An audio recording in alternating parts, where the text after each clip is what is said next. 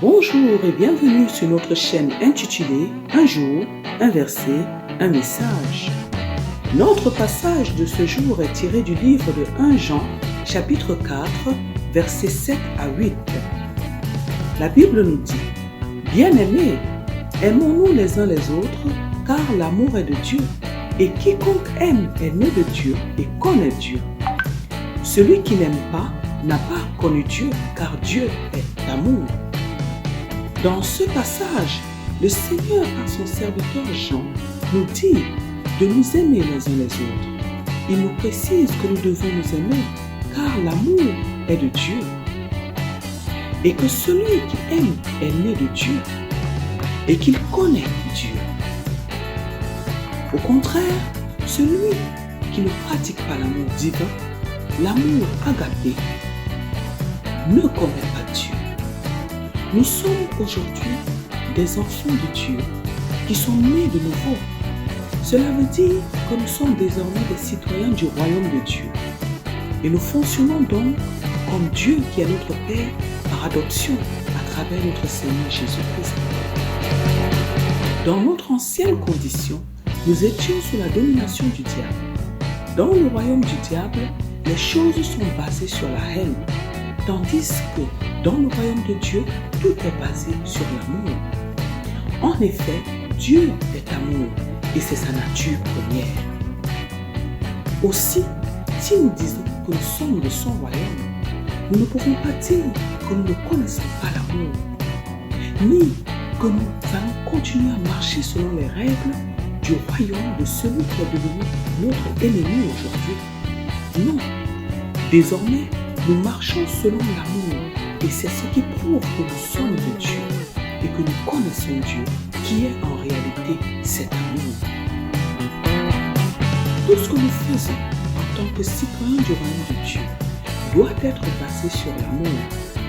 Autant la foi est notre moyen d'activer le processus pour recevoir de Dieu, autant l'amour est le moyen de vivre la vie de Dieu. Car sans son amour, nous sommes morts. Nous allons remarquer que lorsqu'une personne vit dans la haine, elle est sans vie. Elle dégage la mort, car Dieu n'est pas en elle, ni avec elle, mais c'est la haine qui est remplie de son cœur.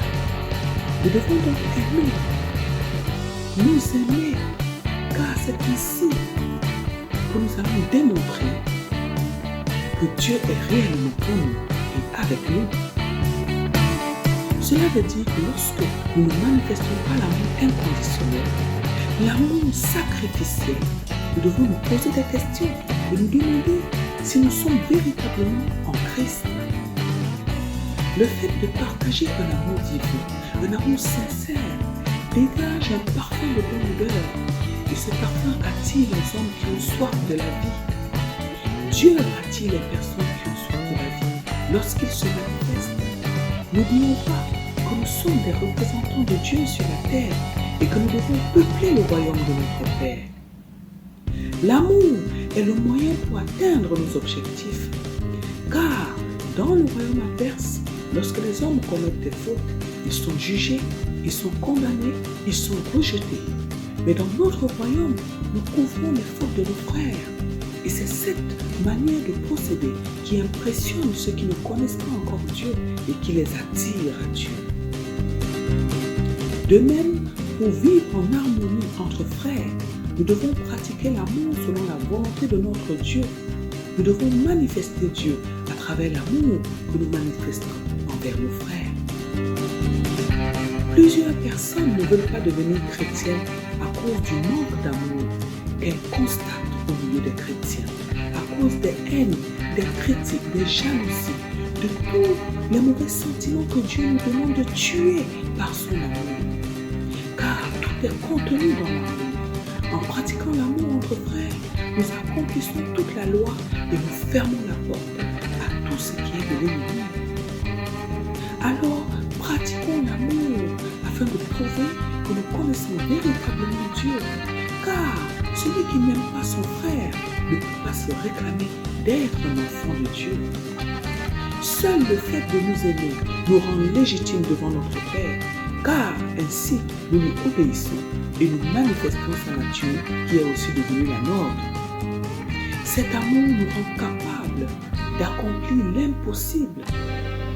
Oui, car c'est la compassion envers notre prochain qui va activer le miracle étant combiné à notre foi. Et l'amour est contenu dans la compassion. À travers les paroles contenues dans ce passage, nous pouvons évaluer notre appartenance au Seigneur. En effet, ce n'est que lorsque nous aimons nos frères que nous savons que nous sommes nés de Dieu et que nous connaissons Dieu. Dans le cas contraire, nous pensons être des enfants de Dieu, mais nous ne le sommes pas en réalité. Aimer, c'est prendre soin des autres. Aimer, c'est faire du bien aux autres. Aimer, c'est nous sacrifier pour le bonheur et pour l'épanouissement de notre prochain. Aimer, c'est penser à notre prochain en bien. Aimer, c'est couvrir les fautes de notre prochain. Aimer, c'est être sincère avec notre prochain. Aimer, c'est amener Dieu dans nos vies et dans celles de nos frères et sœurs. Alors, décidons d'aimer ce matin de l'amour véritable de Dieu. Ainsi, nous serons véritablement des enfants nés de Dieu. Nous montrerons aux hommes que nous connaissons vraiment notre Dieu et qu'il y a en lui une porte qui ouvre au bonheur. Prions ce matin afin que Dieu nous donne la capacité de comprendre ce qu'est son amour et afin qu'il nous aide à nous aimer les uns les autres. Prions afin que les hommes viennent à Dieu à travers les comportements qui sont basés sur l'amour. Prions afin que Dieu nous aide à aimer notre prochain sans jamais nous lasser. Au nom de notre Seigneur Jésus-Christ. Amen. Que Dieu bénisse votre journée. Que Dieu vous bénisse éternellement. Et à très bientôt sur notre chaîne. Un jour, un verset, un message.